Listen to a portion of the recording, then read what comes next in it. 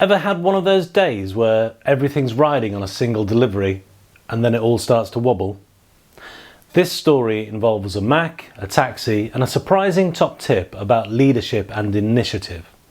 If you've ever wondered why some people leap into action while others just wait around, you're in the right place. Now, over the years, I have gradually surrendered to Apple and I am now firmly ensconced in their ecosystem. The mobile is an iPhone, the laptop is a MacBook, and behind me, the desktop, well, that's an iMac. The transition has been gradual, but I know exactly when it started. I ordered an Apple Mac to replace my Windows desktop that had died, and the date it occurred is firmly etched into my head, the 21st of May 2016.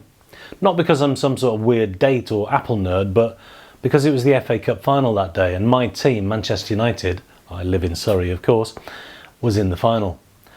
The game was due to kick off at 5:30 in the afternoon, so I was hoping that my shiny new Mac would arrive in the morning.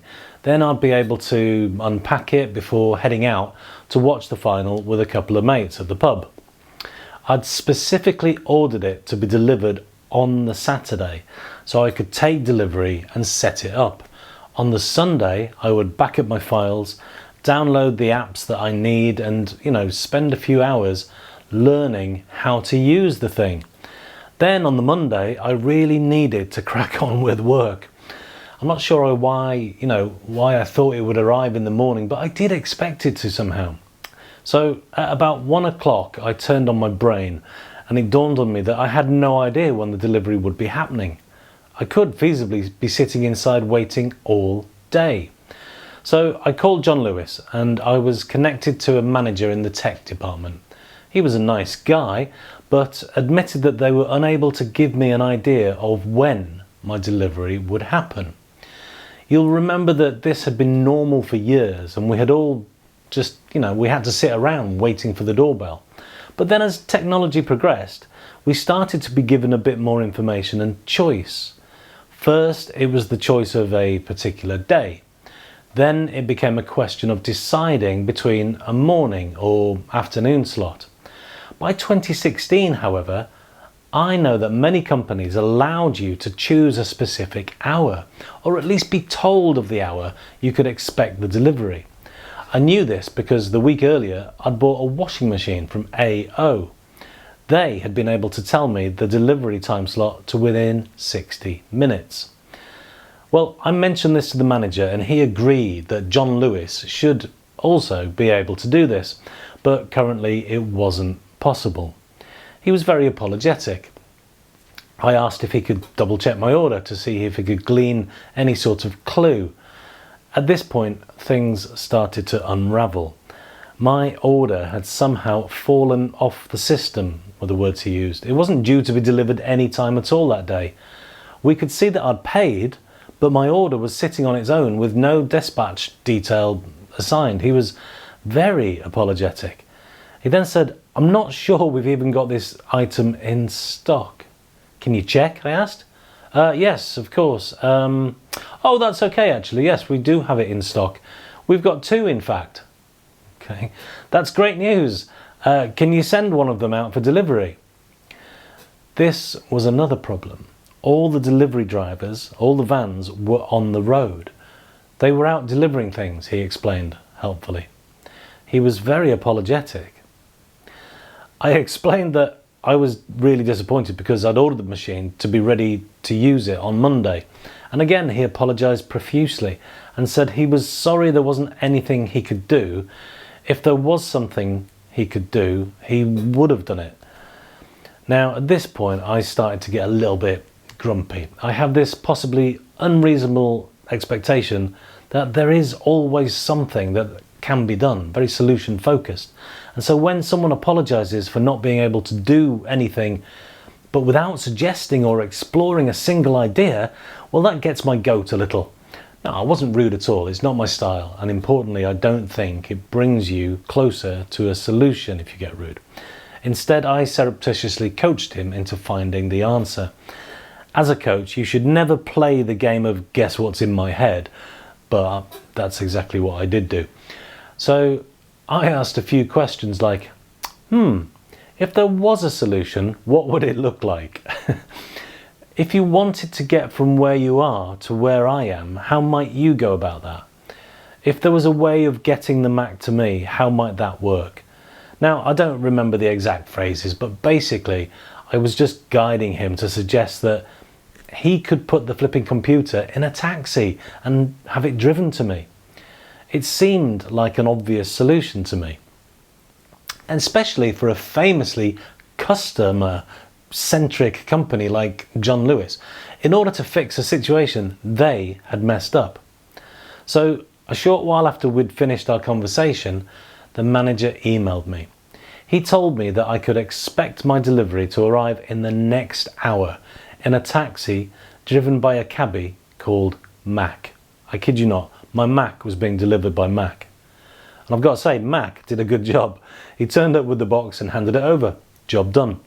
So I got to go to the football match in good time.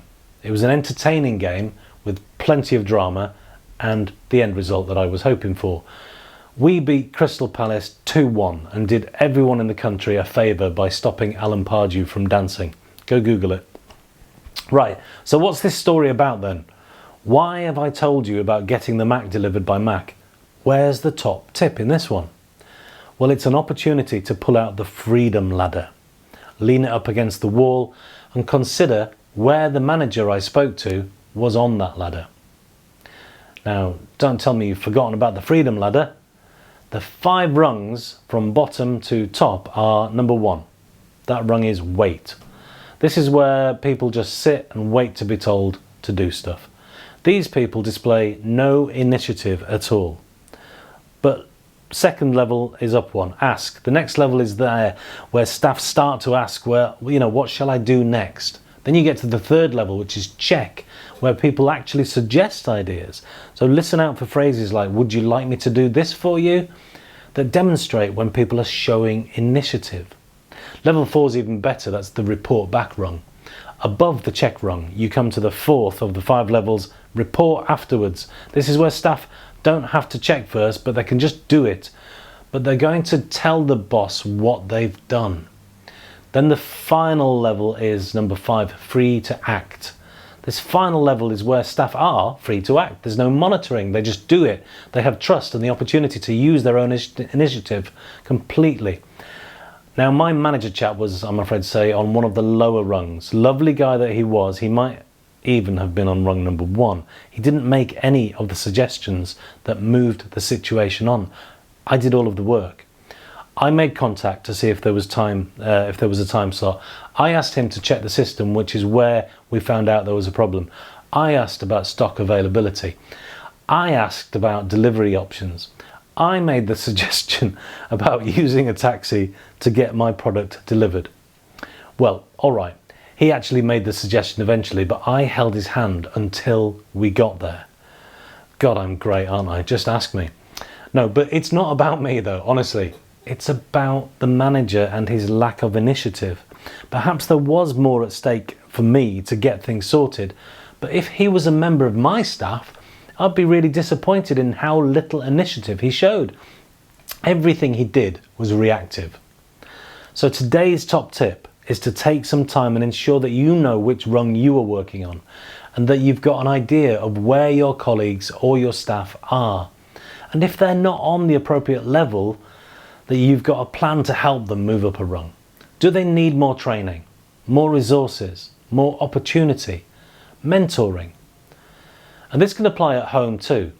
Instead of your colleagues and staff at work, consider your role in the home and that of your family or your housemates. Who is sitting on the bottom rung and never does the dishes or puts the recycling out unless they're actually asked to? Conversely, who is the one that hoovers the hall, fills up the dishwasher salt, reorders the kitchen towels without being asked or even mentioning it? The Freedom Ladder is a great tool for assessing levels of initiative displayed by yourself and others. Ask yourself where on the ladder you are. You probably don't spend all your time on one particular rung. I'm sure you move up and down the ladder. That's normal. But consider what you might need to do to get to the highest rung. Are you suffocating your own ability to act on initiative? If you're a leader, ask yourself how you're helping your team move up the ladder. Or are you keeping them stuck on the lower rungs by over-monitoring, delegating only the rubbish jobs and generally micromanaging everything? If you found this helpful, give it a like, hit subscribe, and let me know in the comments what rung of the freedom ladder are you usually on? And has anyone ever delivered your tech by taxi? Or was it a bloke called Mac?